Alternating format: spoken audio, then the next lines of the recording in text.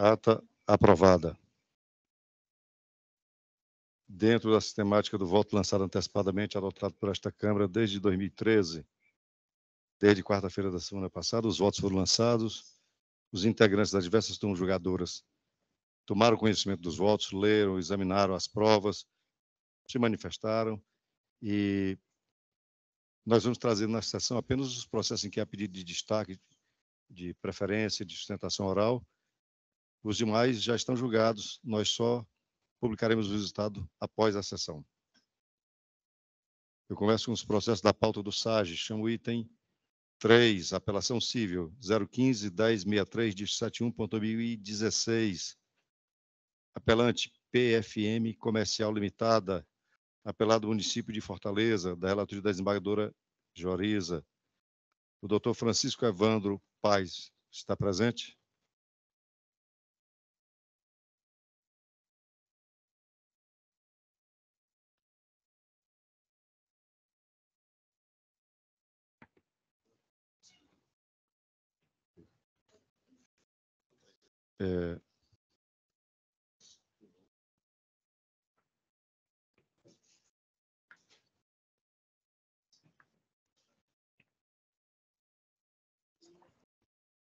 Eu vou ler aqui a síntese do julgamento da sessão anterior. Na sessão do dia 3 de julho, a desembargadora Joriza proferiu o voto no sentido de conhecer da apelação, mas para negar-lhe provimento, confirmando a sentença em sua totalidade. Eu divergi da relatora e votei pelo provimento da apelação. Diante do resultado não unânime, nós fomos para o quórum ampliado, o julgamento com quórum ampliado, colegiado, formado por todos os integrantes da terceira Câmara de Direito Público. E, doutor Evandro, prevaleceu o voto divergente, então foi pelo provimento do recurso. Posso anunciar o resultado? Recurso conhecido e provido, decisão por maioria, e eu lavrarei o acórdão. Chamo o item 13, apelação remessa necessária. 003-5589, dígito 96.2009. Remetente, juiz de direito da 13ª Vara da Fazenda Pública. Apelante, município de Fortaleza. E o IPM. E apelados, Hamilton Vasconcelos Façanha e outros, da relatoria da desembargadora Vilauba.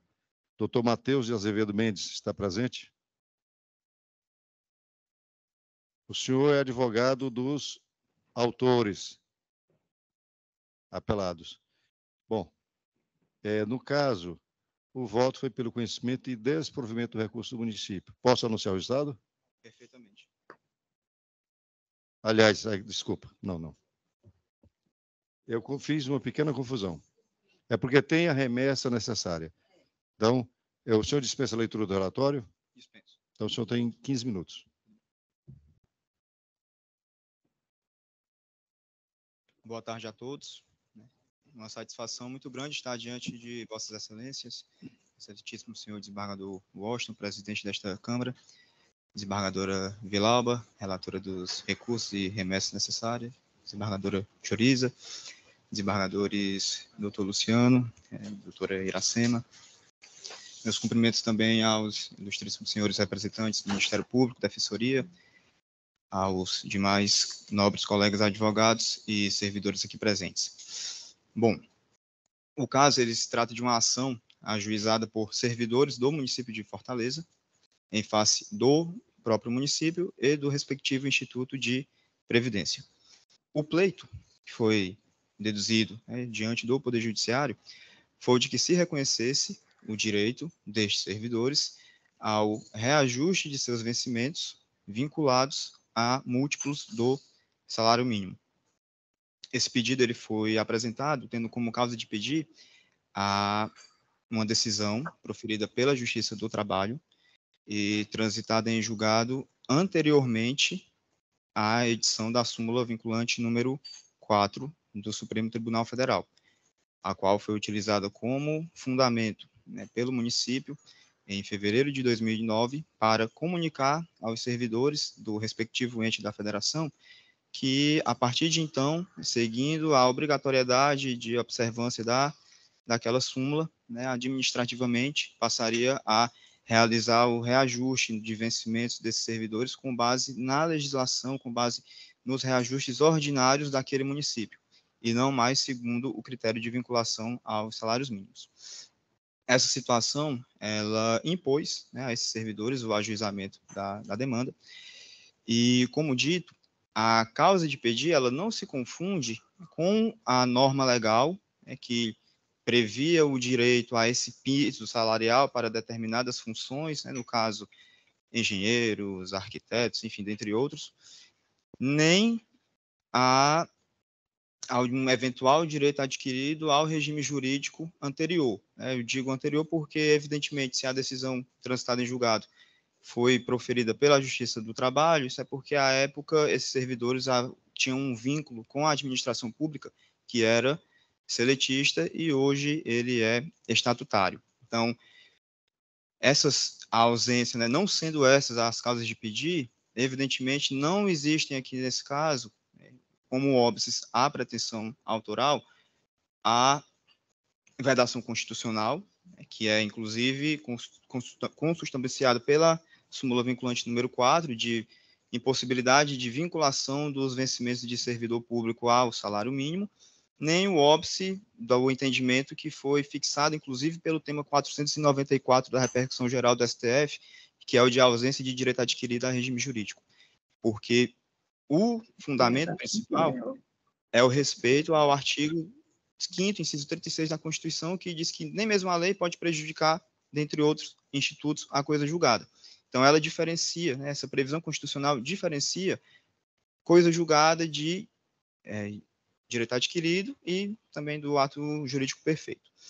Nesse sentido, uma vez ajuizada a ação, havia sido julgada procedente, né, por meio da sentença do juízo da 13ª Vara da Fazenda Pública, e por ocasião de julgamento anterior, ainda sob outra relatoria, as apelações e remessas necessárias foram providas, né, para que fosse julgada improcedente a ação. O processo após recurso especial, agravo em recurso especial, recursos extraordinários, uma vez que as partes autoras estão representadas por mais de uma banca de advogados, chegou ao Supremo Tribunal Federal e lá ele teve a sua remessa a essa instância originária determinada por decisão da presidência, pela sua excelência a ministra Rosa Weber, né, que disse que, no caso, deveria ter sido adotado o procedimento que trata da aplicação de temas de repercussão geral do STF, uma vez que a matéria está veiculada naquilo que diz o tema 733 da repercussão geral da Suprema Corte. Então, por isso, determinou-se essa remessa.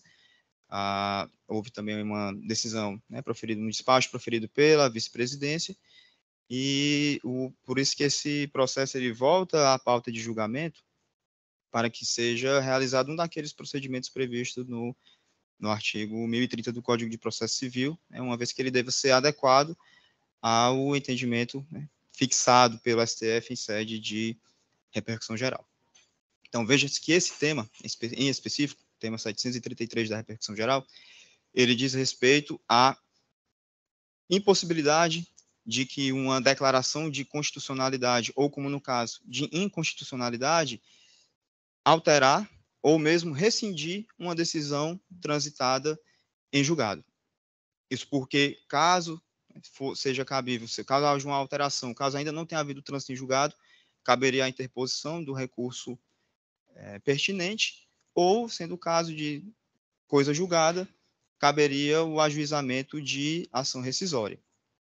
Então, nesse sentido, inclusive, por ocasião do recurso extraordinário, havia sido aventado pelos recorrentes a aplicabilidade de outro tema, que é o 360 da repercussão geral, também do STF, que diz que quando há uma coisa julgada anterior a uma declaração de inconstitucionalidade que declara inconstitucional o fundamento dessa decisão transitada em julgado, ou seja, o que a STF chama de vício de inconstitucionalidade qualificado, O marco inicial para o eventual ajuizamento de ação rescisória, né, com base nessa inconstitucionalidade, é a decisão que declarou inconstitucional aquele fundamento.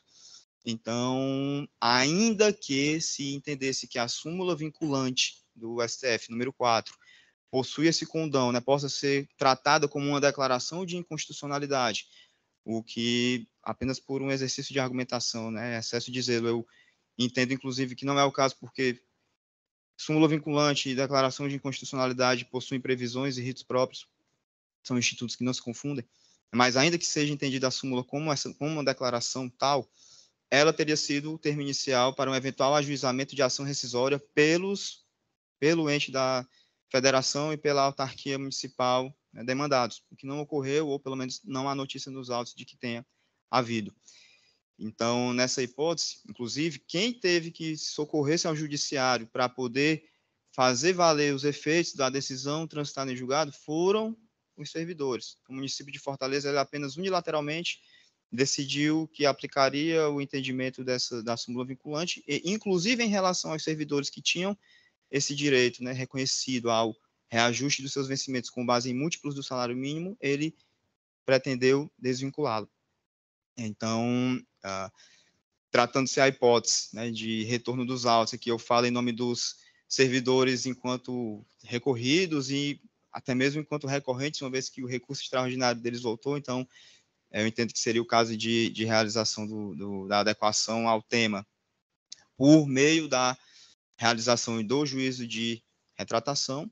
Então, o que eu venho aqui a pedir que seja feito para que sejam dado provimento ao recurso ao recurso extraordinário, não, perdão, para que seja feito o juízo de retratação, para que a sentença recorrida seja mantida, reconhecendo-se a procedência da ação e o direito a o reajuste vinculado conforme deduzido e com fundamento na coisa julgada que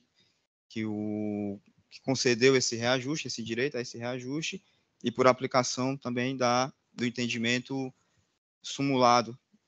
do entendimento fixado pelo STF em sede de repercussão geral sobre o tema número 733. Aqui eu encerro a minha fala, agradeço pela atenção de Vossas Excelências. Obrigado, doutor Matheus. Quero parabenizá-lo pela sustentação oral, muito boa, viu? Bem esclarecedora. Desembargadora Vilauba, Vossa Excelência quer fazer alguma consideração? Não, Excelência, pode proclamar. Eu pergunto, desembargadora Joriza, Vossa Excelência mantém o voto? Mantém o voto, presidente. Desembargadora Iracema, Vossa Excelência mantém o voto lançado previamente? Também mantém um voto, presidente. Eu vou proclamar o resultado. Remessa necessária conhecida e desprovida. Apelações conhecidas e providas. Eu chamo o item 38, o agravo de instrumento. 063-8638, dígito 45.2022. Agravante, José Janilson do Nascimento Costa. E agravado, município de Sobral. Advogada Juleika Patrícia Albuquerque de Barros, está presente? Presente, Excelência. A senhora dispensa a leitura do relatório? Dispenso, sim. Sim, o processo da relatoria do desembargador Luciano. A senhora tem, então... Eu gostaria de... Sim. Eu vou dispensar a sustentação oral e vou ficar somente como ouvinte. Tá certo. Então, posso proclamar o resultado? Pode sim, obrigada. Bom, desembargador Luciano, Vossa Excelência mantém um voto lançado, não é? Mantenho sim, presidente. Desembargadora Vilauba, Vossa Excelência mantém? Desembargadora Joriza, mantém também? Mantém, presidente. Então, recurso conhecido e desprovido. Vamos para a pauta dos processos do PJE. Chamo o item 5. Apelação remessa necessária 005-2548, dígito 94.2020. Apelante município de Quixadá. Apelada Maria Inês de Oliveira França. Da minha relatoria. Tem dois advogados inscritos. Leandro Teixeira Gomes e Maicon Cavalcante Chaves. Alguns dos dois presentes? Boa tarde, Excelência. Maicon está presente. O senhor é, então, procurador do município de Quixadá, não é isso? Sim, senhor. O senhor dispensa a leitura do relatório? Sim, excelência. Então, o senhor tem 15 minutos. Primeiro, eu queria desejar meu cordial boa tarde, saudar todos os egrégios desembargadores, na pessoa do desembargador relator, Dr. Washington. Eu tenho trazido aqui, né, a matéria do município de Quixadá, onde se discute a questão do abono permanência, né, a fim de que a gente seja também direto e esclarecedor ao ponto que nos trouxe realizar a apelação diante desse egrégio tribunal. Nós temos o abono de permanência, aquele abono que é feito para aqueles profissionais ligados ao regime próprio de previdência do município, que ao complementarem o tempo necessário para a sua aposentadoria, acabam optando por continuar trabalhando, continuar no seu labor diário, cotidiano. E aí fica aquela incógnita, né? Se ele já tem aquele tempo de serviço e apto para a aposentadoria, como é que ficaria a questão das contribuições previdenciárias? O legislador, via emenda constitucional, observou isso e disse que seria feito um abono de permanência para que, quando completados os requisitos para a aposentadoria e aquele segurado deseja optar por permanecer trabalhando, que não haja o desconto previdenciário, até porque não teria lógica, né, no sistema contributivo, porque ele já teria os requisitos para a aposentadoria, e esse abono permanente seria como uma espécie de compensação. Ou se isentaria a contribuição previdenciária, ou então se devolveria aquilo que foi pago. Bem, a apelada, ela cobrou no juízo de Quixadá, no juízo de primeiro grau, o tempo que ela, e nos chamou a atenção o seguinte fato: em 2014, ela teria completado os requisitos para a sua aposentadoria. E ela veio requerer apenas em 2019. Então, nesse lapso, ela continuou a trabalhar. O que nós sustentamos enquanto apelante é que o município não pode prever que a pessoa, naquele dia, naquele exato momento, já teria completado os requisitos. Então, o município não teria essa espécie de bola de cristal para fazer essa aposentadoria ex officio, quando, na verdade, o servidor não procurou o município para fazer isso. Então, um dos pontos fulcrais que nós gostaríamos de levantar é a necessidade do requerimento administrativo do servidor ao município. Ora, como é que o município vai saber o dia, a hora, o mês que exatamente que aquele servidor completou os requisitos para a aposentadoria, sendo que diversas vezes a contagem é por vezes equivocada? Ora se conta de uma forma, ora se conta de outra, às vezes tem CTC, certidão de tempo de contribuição para averbar. Então, ainda quando o servidor requer, o município ainda tem que auditar todos aqueles cálculos para saber se exatamente naquela data, no caso de 2014, ela realmente teria aquela complementação. O que se faz é afastar o segurado, afastar o profissional, enquanto se faz a apuração, se aquele tempo, se aquela idade está devidamente correta, preenchendo os requisitos de aposentadoria, e a partir daí é levado ao processo de homologação pelo Tribunal de Contas da aposentadoria. Então, Excelência, o primeiro ponto, nós não conseguimos adivinhar, enquanto município, aquele dia que o servidor vai implementar os requisitos. No caso em concreto, ele implementou em 2014, requeriu a aposentadoria apenas em 2019 e, de maneira abrupta e assodada, ultrapassou o pedido de requerimento administrativo na Secretaria de Educação ou no Instituto próprio de Previdência. Então, ela foi procurar o judiciário, e aí eu queria chamar também a atenção de Vossas Excelências, quase que 7 anos depois, 2014 para 2023. Algo que nós temos que, inclusive, observar se não há aí matéria de ordem pública a ser levantada. Por que em 2014 foi completado esse tempo? Apenas em 2019 foi requerida a aposentadoria, em 2023 está judicializando diretamente a demanda, sem passar pelo menos pelo crivo administrativo, sem ter sequer uma negativa do município, que poderia auditar esses cálculos e verificar com calma essa questão. Ainda assim, Excelência, tanto o STJ como também a própria emenda constitucional contratou desse abono de permanência, porque, claro, né, não é justo que depois de completados os requisitos, você continue pagando a contribuição previdenciária. Então, bem por isso, foi fixada na emenda constitucional o que a gente chama daquela norma de eficácia limitada. Essa norma de eficácia limitada é imprescindível porque o município de Quixadá, no caso concreto, teria que delimitar e organizar dentro da sua jurisdição, né, por lei, quais os requisitos, disciplinar realmente como é que vai se dar esse abono de permanência. A apelada até junta a cópia da lei de 2002, mas, na verdade, a lei de 2002 do município de Quixadá, ela prevê, assim como a emenda constitucional, o abono de permanência. Mas entre prever e regulamentar, há uma lacuna muito grande. E esse abono de permanência, ele foi sim regulamentado no município de Quixadá, não podemos falar aqui de omissão, mas apenas no ano de 2022, quando aquele município votou a sua reforma da Previdência. Então, Excelência, por ser uma norma de eficácia limitada, contida na emenda constitucional, é imperioso que o município possa regular ela para que ela possa produzir os seus efeitos. E, nesse caso, o município de Quixadá só regulou devidamente a norma, com todos os critérios, na reforma previdenciária que fora feita naquele município no ano de 2022, que passou a vigorar em 2023. Não na lei de 2002, conforme o juiz de primeiro grau interpretou, e aqui, data máxima venha, nós entendemos pelo erro injudicando da sentença hora vez gastada. Então, Excelência, em suma, né, é isso que nós gostaríamos de solicitar, colocando que não houve sequer nenhuma comunicação do município, nada de requerimento administrativo prévio. Segundo, o município não consegue adivinhar temporariamente o que é que o cidadão, aquele que complementou os requisitos de aposentadoria naquela época, e por que não requereu a aposentadoria, o município não pode fazer ex officio essa aposentadoria, sendo que ele não requereu. Terceiro, matéria de ordem pública, tratando aqui de preclusão, né, e também decadência do direito, porque em 2014 foi implementado e apenas em 2023 foi requerido.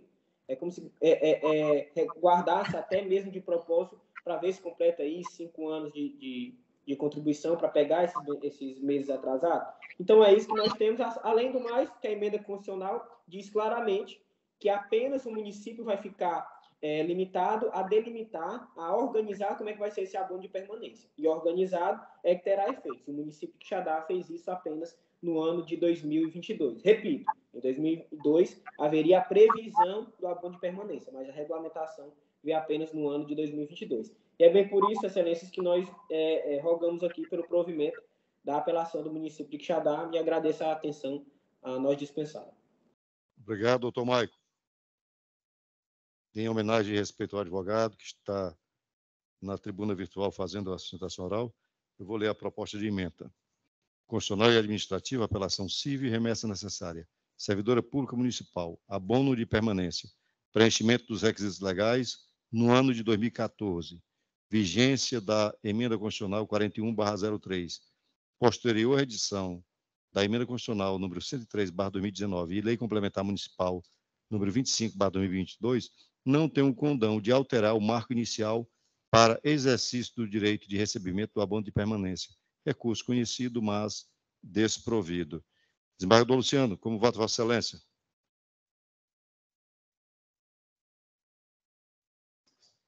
Está sem som. Correlator, senhor presidente. Obrigado. Desembargadora Vilauba, como vota Vossa Excelência? Então, vou programar o resultado. Remessa necessária e apelação conhecidas e desprovidas. Eu chamo o item 7, o agravo instrumento 30.00063, dígito 29.2023. Agravante cooperativa de trabalho de atendimento pré-hospitalar limitada e agravado município de Fortaleza, da minha relatoria. Tem 2 advogados aqui inscritos, doutor Francisco Evaldo Ferreira de Moraes Filho e doutor Henrique Davi de Lima Neto. Algum dos 2 presentes? Presente, Excelência. Francisco Evaldo. O senhor dispensa a leitura do relatório? Dispensa, Excelência. Então, o senhor tem 15 minutos.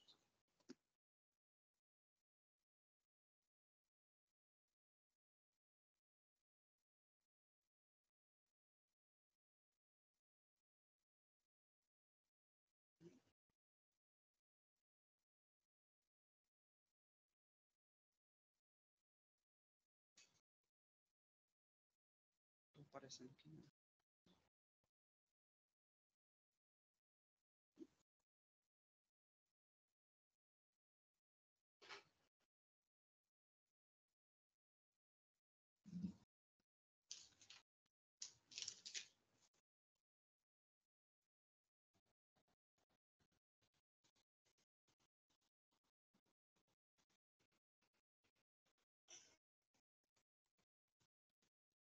Boa tarde a todos. Gostaria de saudar o excelentíssimo senhor presidente, relator do processo, os demais desembargadores aqui presentes, membros do Ministério Público e demais advogados presentes e demais que se fizerem aqui na sessão. Excelências, trata-se na origem de um agravo de instrumento interposto contra uma decisão da 14ª Vara da Fazenda que negou a liminar pleiteada numa ação anulatória. Essa ação anulatória merece atenção e destaque. Se tratou de um recolhimento de ISS no ano de 2019, na qual a Prefeitura de Fortaleza autuou a Cooperativa de Trabalho Pré-Hospitalar com a suposta tese de que o ISS, outrora recolhido por várias municipalidades do interior do estado, a exemplo disso, Paramoti, Caucá e Eusébio, enfim, o município de Fortaleza autuou a cooperativa, mesmo essa tributação já tendo sido paga, inclusive isso reconhecido no auto de infração pelo município de Fortaleza, alegando que o município de Fortaleza seria o competente para o recolhimento do mencionado tributo. Isso merece um pouco de cautela, tendo em vista que os serviços, os contratos de prestação de serviços foram prestados nas municipalidades onde, repise, o ISS foi retido na fonte. Não houve qualquer vontade da cooperativa em recolher esse ISS, que, nas palavras do município de Fortaleza, foi recolhido de forma indevida. Sobre isso, foi intentada uma ação anulatória deste auto de infração com o pedido de liminar para que seja suspensa a exigibilidade desse crédito tributário. Em primeiro grau de jurisdição, o juiz da 14ª Vara da Fazenda Pública entendeu não estarem presentes os requisitos autorizativos da concessão de tutela, que seja o fumus boniuris e o periculum in mora. Sobre isso, a bancada de advogados impetrou um agravo de instrumento, discordando veementemente da decisão, tendo em vista que, sim, estão presentes os requisitos autorizadores da tutela. Primeiro que a fumaça do bom direito se faz presente no sentido de que toda a tributação já foi recolhida na fonte. Então, no mínimo, aí, a cooperativa está de boa fé, não teve escolha, e sim sofreu a retenção. Segundo ponto, que também deve ser levado em consideração, é que o que se requer desta colenda Câmara nada mais é do que a suspensão da exigibilidade do crédito até o julgamento definitivo. Situação esta que é altamente reversível e não traz prejuízo nenhum para o patrimônio do município de Fortaleza. Em segundo lugar, o perigo da demora se faz presente quando se observa a realidade da cooperativa de trabalho pré-hospitalar. Cooperativa esta que tem dezenas de contratos de prestação de serviço com vários municípios do estado do Ceará, onde está prestando os serviços efetivamente e está sem receber, tendo em vista que tem a CND municipal vencida por conta dessa situação.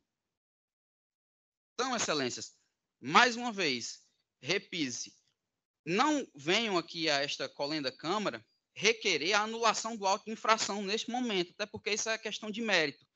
Mas venham requerer que vossas excelências reconheçam a existência dos requisitos autorizadores da concessão de tutela, no afã tão somente de suspender a exigibilidade do crédito tributário até o julgamento definitivo da querela.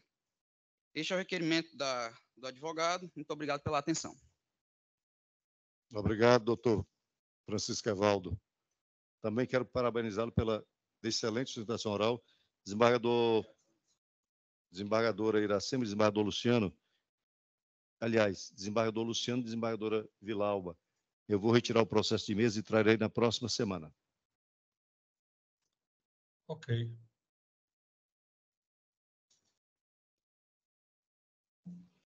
Eu chamo o item 22. É o processo 300.0025, dígito 17.2023. É o agravo de instrumento. Tem como agravante Maria Adriana Calixto de Brito, agravado do Ministério Público do Estado do Ceará, da relatoria da desembargadora Vilalba. Está presente o doutor Roberto Wellington Vieira Vaz Júnior. Boa tarde, excelência. Sim. Boa tarde. Doutor Wellington, O senhor dispensa a leitura do relatório? Dispensa, sim, Excelência. Então, o senhor tem 15 minutos. Certo. Excelência, boa tarde a todos. Boa tarde a todos os embargadores da Colega da Câmara, na pessoa do presidente, Excelência Washington. Eu queria aqui externar a minha alegria de, como jovem advogado, poder, pela primeira vez, fazer a sustentação oral na presente Câmara. Então, eu estou muito feliz por isso. Excelências, sem mais delongas, o órgão ministerial ingressou em juízo de primeiro grau com ação civil pública, onde tem como finalidade buscar nulidade de ato administrativo, o qual nomeou a agravante como servidora da Câmara Municipal do município de Juazeiro do Norte. Em sede preliminar, foi requerido tutela antecipada antecedente, onde o órgão ministerial requeriu a suspensão dos salários da agravante até o término da ação. Nobres julgadores, necessário que se faz pontuar que a parte agravante ela realizou 2 concursos públicos no ano de 1997 para os cargos de professora da rede municipal de ensino do município de Juazeiro do Norte e também de repórter da Câmara do mesmo município. No ano de 2006, por sua vez, devido a apenas exercer a função de repórter nos dias das sessões, qual seja nas terças e nas quintas-feiras, ela concorreu a mais uma vaga de professora, pois ela tinha plena disponibilidade para tal. Durante a gestão da Prefeitura Municipal de Juazeiro do Norte, de 2009 a 2012, a recorrente foi chamada para explicar seu período de contribuição relativo ao município em tela. Nesse momento, apresentou documentação que lhe foi requerida à época e o município entendeu que a agravante encontrava-se apta a continuar exercendo as funções de professor e de repórter de forma concomitante. Na gestão seguinte, 2013 a 2016, houve um recadastramento de funcionários e foi pedido à parte recorrente para que esta realizasse a comprovação de sua aptidão para exercer as funções em comento, de forma que, mais uma vez, a sua capacidade para tal foi confirmada pela administração pública.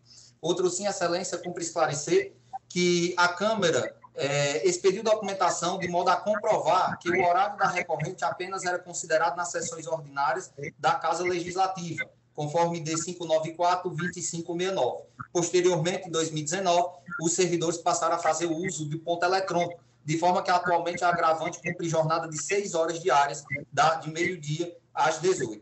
Finalmente, é importante salientar que, devido à extrema destreza com que presta seu serviço, a agravante foi chamada para coordenar, dentre outros 30 profissionais, no atendimento educacional especializado do município. Inclusive, recebeu ainda da Câmara Municipal o título de cidadã juazeirense pelos relevantes serviços prestados.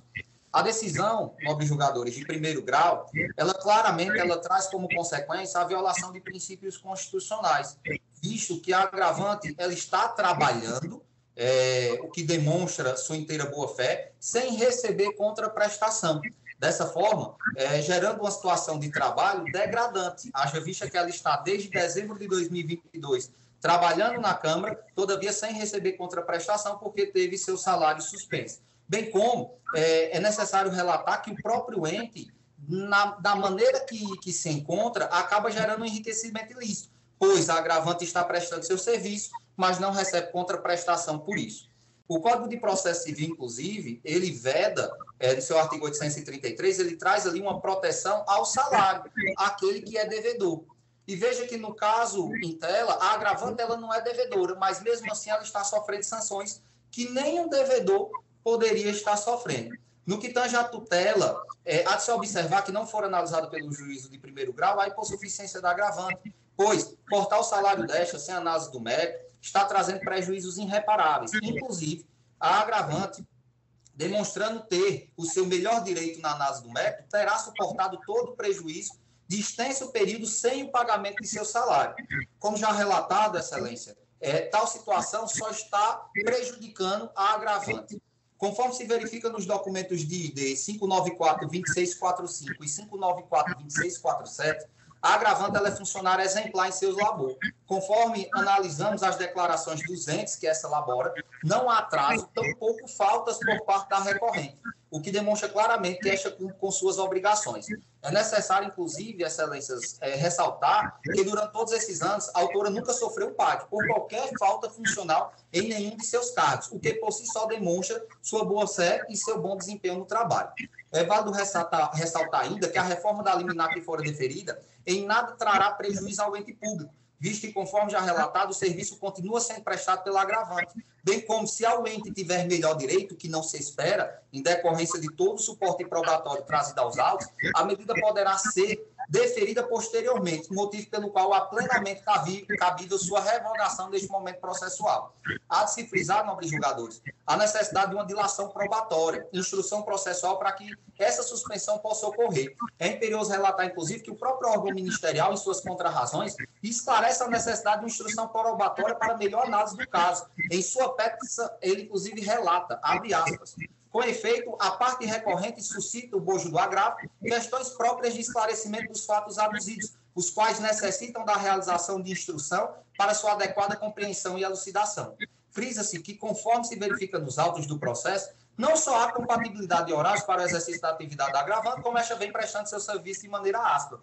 E aqui, Excelência, eu queria desde já enfrentar a preliminar que hora foi suscitada pelo órgão ministerial, porque a agravante aqui não está buscando análise do mérito. Todavia, ela tem que trazer esses fatos, porque os fatos são elucidativos, o que mostra que a agravante ela não pode ter seu salário suspenso. Diante do exposto, também em relação ao pedido de gratuidade, a agravante requer a sua manutenção ante o preenchimento dos requisitos para a respectiva benesse. Inclusive, há de se destacar que desde dezembro de 2022, que esta encontra privada de sua renda, o que está, sobremaneira, prejudicando todos os seus compromissos. É imperioso relatar, Excelências, que a finalidade principal do presente instrumento é que a agravante possa voltar a receber seu salário, pois esta encontra trabalhando sem receber uma contraprestação. Dessa forma, além da Câmara, a parte agravante requer a vossas excelências a reforma da decisão de primeiro grau, que deferiu liminarmente a suspensão do salário da agravante, consequentemente que esta possa voltar a receber a referida contraprestação, haja vista que está prestando os serviços. Dessa forma, pede espera deferimento e eu agradeço a vossas excelências pela atenção. Obrigado, doutor Wellington. Desembargadora Vilauba, Vossa Excelência quer fazer alguma consideração? Parabenizar, né, o doutor Wellington pela felicidade de estar aqui conosco e dizer que ele se ouve muito bem, né, na sustentação. Só que eu faria uma pergunta, né, ao doutor Wellington. Mais próximo do microfone. Mais próximo do microfone. Ao doutor Wellington. Senhor presidente, são 3 cargos públicos. Então, essa pessoa não está recebendo de qual cargo público? O senhor entendeu a pergunta da relatora? Ela exerce 3 cargos 3 públicos. 3 cargos públicos. De qual dos cargos que ela exerce que ela não está recebendo a remuneração? O da Câmara, Excelência, da Câmara Municipal. Entendeu? São 3. Uhum. Então, não há o que fazer, né, neste agravo. Certo? Eu mantenho, né, a minha... O voto da relatora foi pelo conhecimento e desprovimento do agravo. E eu indago, desembargadora Joriza, Vossa Excelência mantém o voto lançado? Mantenho, acompanho a relatora. Desembargadora Iracema. Mantenho o voto também. Proclamo o resultado, recurso conhecido e desprovido. Eu chamo o item 39. É a apelação civil 020 1878, dígito 05.2022. Apelante Silvana Moura Rodrigues. Apelado município de Maracanaú. Relatoria da desembargadora Iracema. Desculpe, desembargadora Iracema. Advogado, doutor Jofre Medeiros Montenegro. Está presente, doutor Jofre? Presente, sim, desembargador Washington. Doutor Jofre, o voto aqui da desembargadora Vilauba determina, da desembargadora Iracema, desculpe, desembargadora, mais uma vez, pelo conhecimento e parcial provimento da sentença, do recurso para descumprir com retorno dos autos à origem, para regular prosseguimento. Atende os interesses da sua constituinte? Atende. Atende. Pode Posso proclamar. provar o resultado, né? Recurso conhecido e parcialmente provido, sentença desconstituída, com determinação de retorno dos autos à origem, para regular prosseguimento. Agradecido, desejando uma boa tarde de trabalho a todos. Eu também. Eu chamo o item 58, apelação civil 020-0795, distrito 26.2013. Apelante, Procuradoria-Geral do Estado, apelado José Meneleu Neto. Advogada Alana Castelo Branco Alencar. Doutora Alana está presente? Onde é que está isso? A senhora? Sua preferência? Da relatoria da desembargadora Joriza. Vou proclamar o resultado. Recurso conhecido e provido. Sentença anulada. Retorno dos autos à origem para regular processamento. Chamo o item 67. Apelação civil 025-9835, distrito 21.2022. Apelante, apelada Mirleide Araújo Silva. Apelante, apelado Estado do Ceará. O doutor Vandailson Dias está presente? Arthur Ponte, excelência, presente. Outro advogado. O senhor tem procuração nos autos, doutor Arthur? Sim, a mesma procuração. Ah, sim, ok.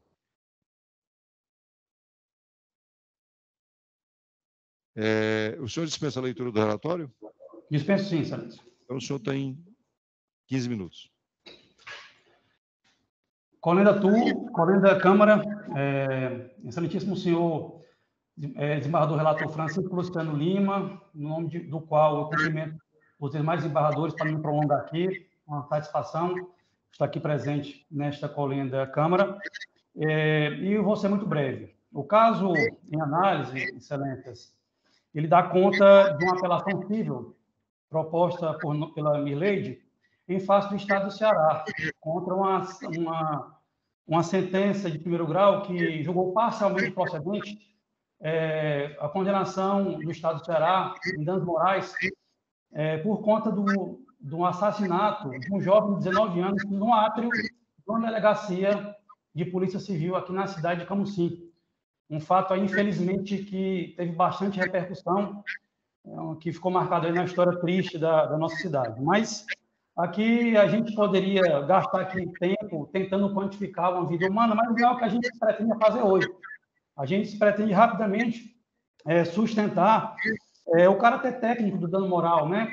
E demonstrar que a sentença de primeiro grau ela foi insuficiente para reparar o dano, mesmo que de forma mínima, o dano causado aí pelo Estado, mesmo que de forma indireta, mas como se demonstra todo o conjunto probatório. Em defesa, o Estado do Ceará, ele tenta afastar o nexo de causalidade do ato ocorrido com sua desídia, sustentando que não houvera, primeiro, que não teria tido a situação de custódia do preso, o que, por si só, e aí basta venha o ilustre advogado do Estado do Ceará, beira a má-fé processual. E, no momento que tenta afastar a realidade do fato, alterar a realidade do fato. O fato em que o preso, que a vítima, Mateus, o jovem Mateus, ele foi conduzido dentro de uma viatura policial, que foi algemado, foi, inclusive, passou pelo hospital para fazer exame de corpo de delito e depois foi conduzido à delegacia. Isso é um fato notório e um fato fartamente comprovado pelo inquérito policial, pelos próprios policiais condutores da prisão dele e também pela denúncia, pela muito bem colocada denúncia do Ministério Público na ação criminal do homicídio. Ação essa que ainda não veio a cabo. Mas é importante, excelências, a gente esclarecer, né, sempre lembrar o duplo caráter de dano moral, né, o caráter sancionatório e o caráter da reparação propriamente dita. E nos parece que a condenação de primeiro grau ela se torna insuficiente tanto para sancionar o Estado diante da brutalidade do crime ocorrido com a conivência do próprio Estado. A gente se infere de forma muito direta nas provas colacionais aos autos que houve uma desídia muito grande do Estado no momento em que deixou um policial, mesmo que apaisano armado, adentrar o átrio de uma delegacia de Polícia Civil, e sem nenhum tipo de revista, sem nenhum controle, ter descarregado em um jovem de 19 anos que encontrava sim detido uma pistola, inclusive uma pistola funcional. A outra forma enviesada que o Estado procura para tentar descaracterizar a sua responsabilidade objetiva, Excelências, é exatamente tentar colocar que o fato de o policial, o Tariq, autor dos disparos, não estar em serviço, isso por si só também afastaria a responsabilidade do Estado à medida em que ele estaria na condição de particular. Mas a simples leitura da petição inicial é muito fácil se observar que o pedido não se trata disso. O pedido inicial se sustenta na responsabilidade do Estado enquanto fazia a custódia do preso, e não a responsabilidade proveniente, eventualmente, do autor dos disparos. Então, não se faz necessária maiores digressões no presente caso, e por tudo que foi exposto, a parte autora pugna pela reforma da sentença de primeiro grau, com a majoração da condenação imposta ao Estado do Ceará. Muito obrigado, Excelências. Obrigado, doutor. Desembargador Luciano, Vossa Excelência quer fazer alguma consideração? Embargador, esse processo, o Estado do Ceará recorreu. Com relação ao mérito, eu mantive a da sentença, condenando o Estado ao pagamento de indenização, entretanto, eu reduzi o valor para R$30 mil. Ok. Desembargadora Vilauba, Vossa Excelência mantém o voto lançado previamente, acompanhando a relatoria? A desembargadora Vilauba pede vista, vista concedida, julgamento adiado. Vamos para os julgamentos com quórum ampliado. Eu chamo o item 1.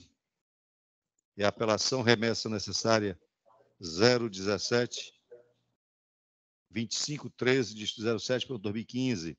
Remetente juiz de direito da 5ª Vara da Fazenda Pública da comarca de Fortaleza. Apelante Estado do Ceará. E apelada Suiane Macedo de Lucena. Da relatoria da desembargadora Iracema. Na sessão de julgamento realizada no dia 26 de junho, a desembargadora Iracema, relatora do feito, proferiu o voto no sentido de conhecer do reexame necessário e conhecer da apelação para negar provimento, confirmando a sentença. Em seguida, o desembargador Luciano pediu vista dos autos para melhor exame da matéria. Na sessão do dia 3, o desembargador Luciano divergiu da relatora, enquanto eu, desembargador Washington, acompanhei o voto da relatora. Em face da divergência apresentada e diante do resultado não unânime, estou suspenso o julgamento do recurso, a fim de viabilizar o julgamento com quórum ampliado na forma do 942 do CPC. A desembargadora Vilauba vai pedir vista, é isso, desembargadora Vilauba? Vista concedida, julgamento adiado. Eu chamo o item 2, apelação civil 040-7555, dígito 94.2019. Apelante, Ministério Público do Estado do Ceará. Apelado, município de Fortaleza, da relatoria da desembargadora Joriza. Na sessão de julgamento realizada no dia 3/7, a desembargadora Joriza, relatora do feito, proferiu o voto no sentido de conhecer e dar provimento ao recurso. Eu pedi vista dos autos para o melhor exame da matéria e proferi voto no sentido de, divergindo da relatora, no sentido de negar provimento ao recurso. Em face da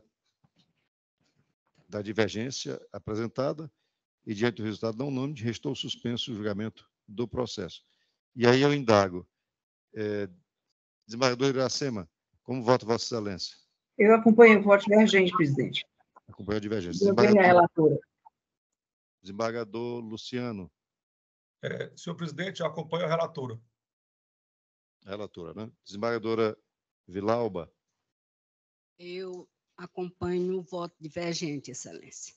Bom, então, prevaleceu o voto divergente pelo conhecimento e desprovimento do recurso e eu lavrarei o acórdão. Pedidos de vista do PJE. O item 24 é a apelação remessa necessária 021-7186, dígito 41.2022.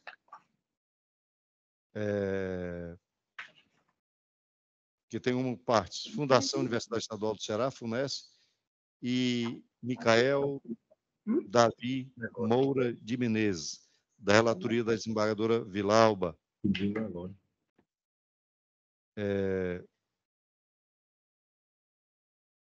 A senhora está pedindo vista hoje, não é isso? Muito bem. A relatora votou no sentido de conhecer e desprover o recurso. A desembargadora pediu vista, a desembargadora Joriza pediu vista, suspendendo o julgamento, vista concedida. E vamos para os processos do SAGE. Chamo o item 31, apelação civil, 017-8697, dígito 08.2017. Apelante, Instituto AOCP. E também o Estado do Ceará. E apelado Francisco Tiago da Costa Eusébio, da minha relatoria.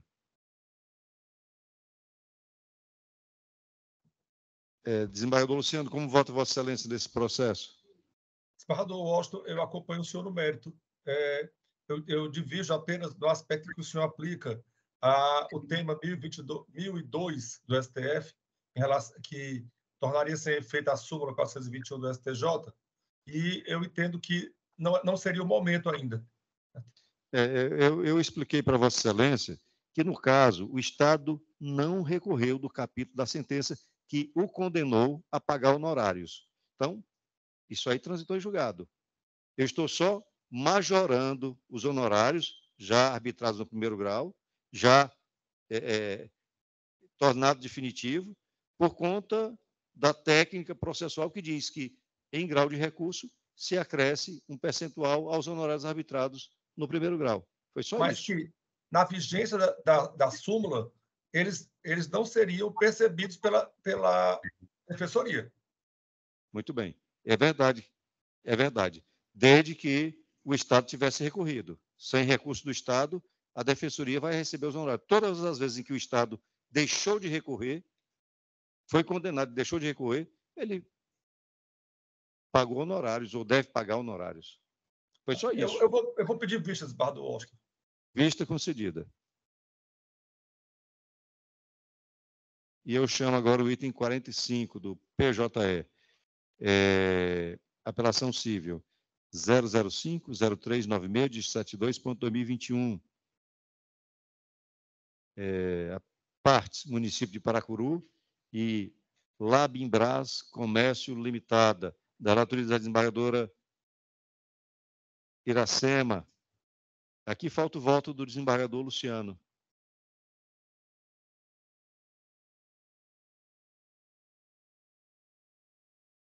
Está sem o microfone, desembargador Luciano.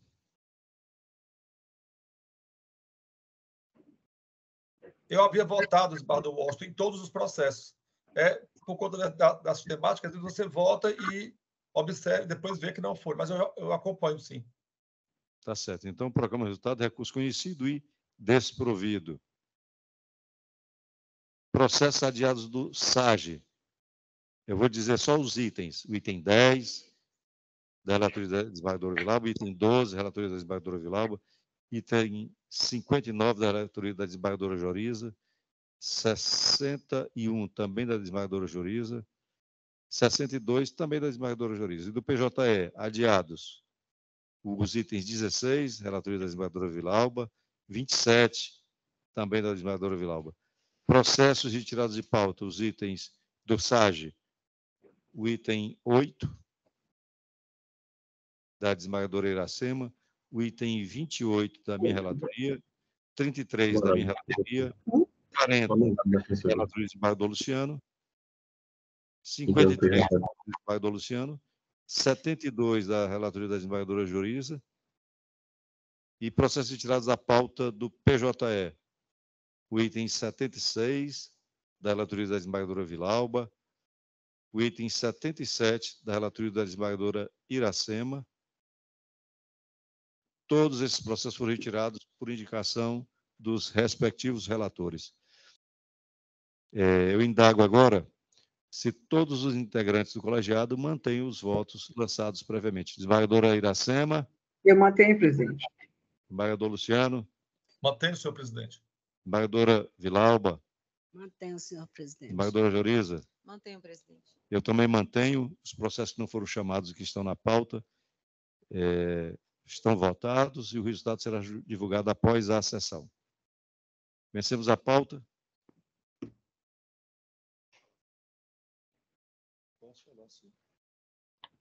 O Davi está me lembrando aqui que neste primeiro semestre, de janeiro a junho de 2023, nós julgamos quase 25% a mais do que no ano de 2022. E o ano de 2022 já foi uma produtividade estupenda, né? Nós fomos a Câmara mais produtiva, eu acho que de todo o tribunal. E agora aumentamos ainda mais essa produtividade, então estamos todos de parabéns. Parabéns. Algo mais a tratar? Não, por mim não. Desembargadora Iracema? Não, presidente, por mim não. Desembargadora Vilalba? Desembargadora Joriza? Eu também não tenho mais nada a tratar, então declaro encerrada a sessão.